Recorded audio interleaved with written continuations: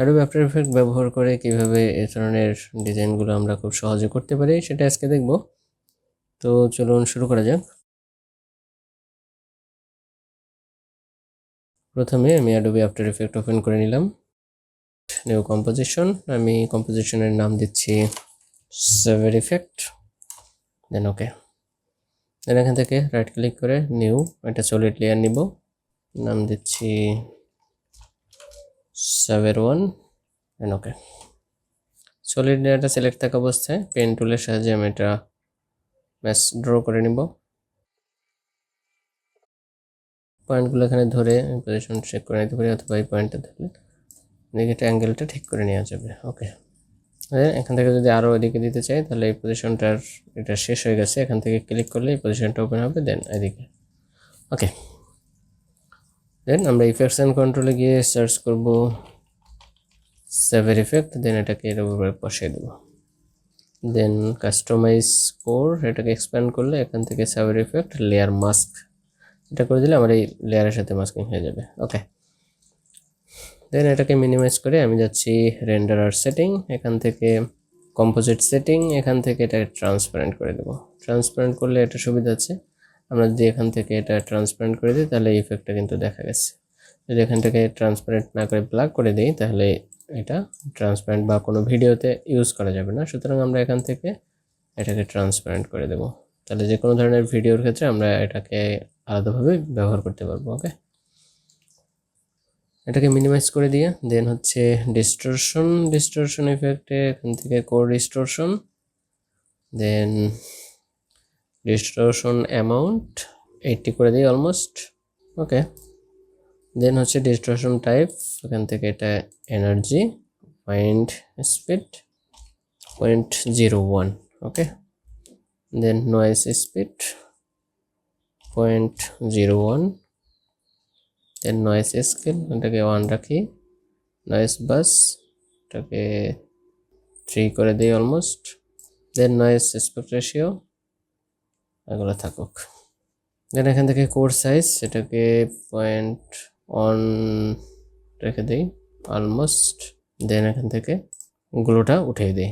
ওকে, এনাবেলগুলো এটাকে উঠিয়ে দিই। ওকে, দেন আমরা যদি এখান থেকে এটা দেখি তাহলে দেখবো যে আমার রেজিস্ট্রেশনটা কিন্তু অ্যাড হয়ে গেছে।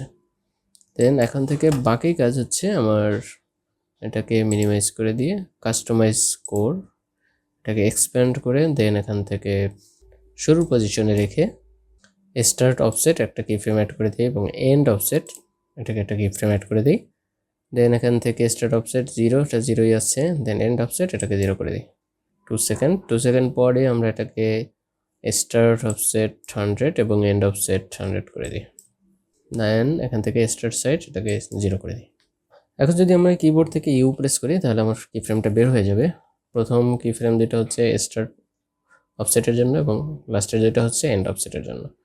আমরা এই চারটাকে ধরে সিলেক্ট করে মাউসের রাইট ক্লিক, দেন কি ফ্রেম অ্যাসিস্ট এখানে মাউসের পয়েন্ট রাখলে এসিএনস, দেন এখান থেকে উপরের দুইটা অর্থাৎ স্টার্ট অফসেটের এই পয়েন্ট দুটোকে আমরা একটু সরিয়ে 1 সেকেন্ড টু 3 সেকেন্ডে নিয়ে আসি, আর এন্ড অফসেট 0 থেকে 2 সেকেন্ডের।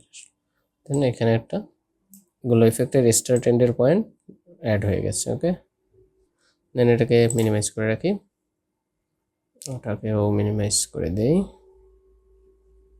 ওকে, সেভার ইফেক্ট এটাকে মিনিমাইজ করে দেন রাইট ক্লিক ডুপ্লিকেট। ওকে, ডুপ্লিকেট করে নিলাম।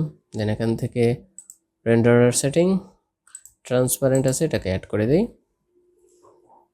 দেন এটাকে মিনিমাইজ ডিস্টরশন কোর ডিস্টরশন এটাকে 0 করে দেই, ডিস্টরশন অ্যামাউন্ট 0, এনার্জি এটাই থাকুক, পয়েন্ট এগুলো আর এটা চেঞ্জ করতেছি না। ওকে, দেন এখান থেকে এটাকে হাইড করে দেন কাস্টমাইজ কোর, এখান থেকে আমরা বেশ ম্যানুয়ালি কিছু কাজ করব, যেমন কোর সফটনেস এটাকে অ্যারাউন্ড 6 বা 6.5 এরকম রাখি এবং এন্ড রাফনেস এটাকে 1 করে দিই। ওকে, অলমোস্ট। কোর সাইজ এটাকে 4 করে দিই, অ্যারাউন্ড 4.50। ওকে, দেন গ্লোবাস এটাকে রেখে দিই। এখান থেকে এটাকে টিক মার্ক করে দিই, তাহলে আমরা ওটাকে দেখতে পাবো।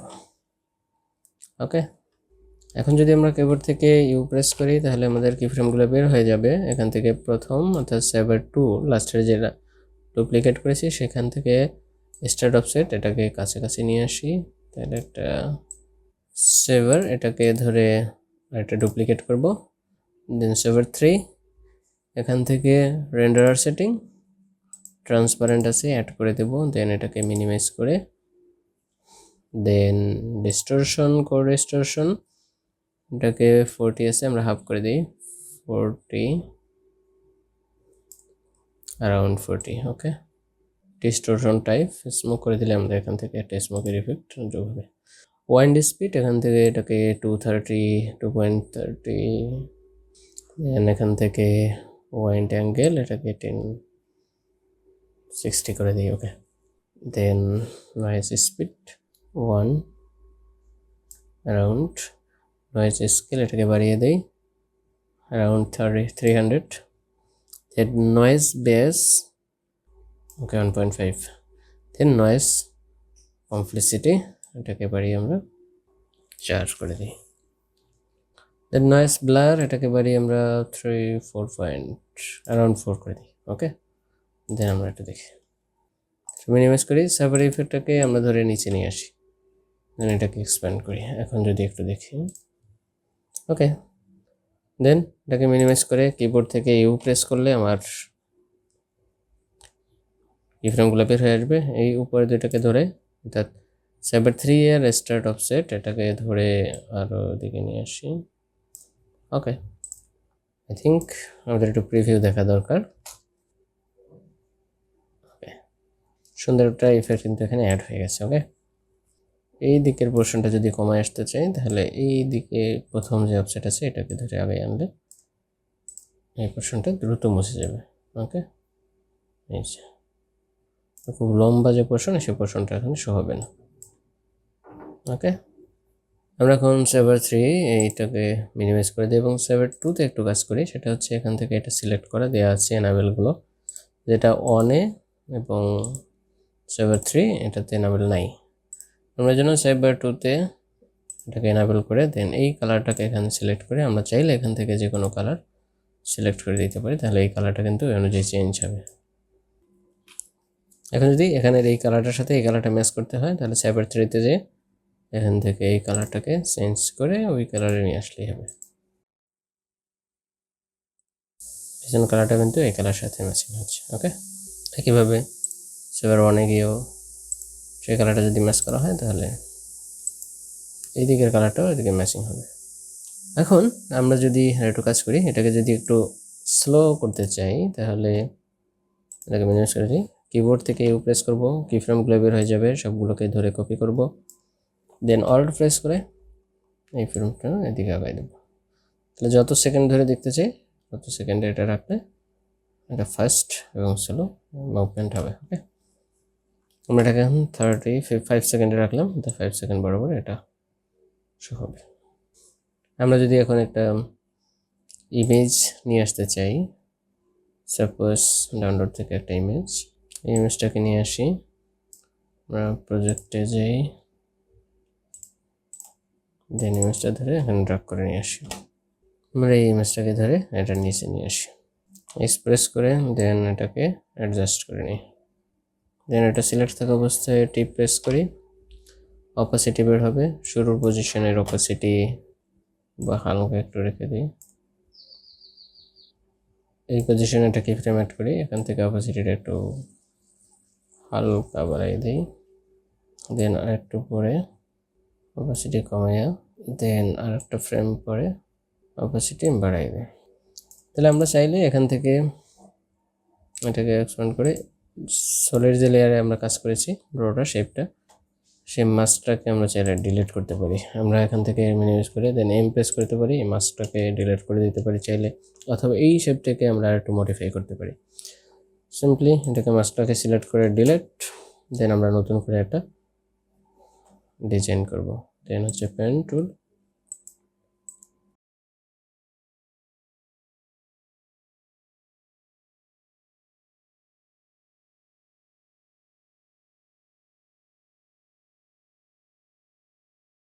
দেন এখান থেকে এটা মিনিমাইজ করে নিই, এটাকে এক্সপ্যান্ড করে আমরা নতুন করে অপাসিটি চেক করব।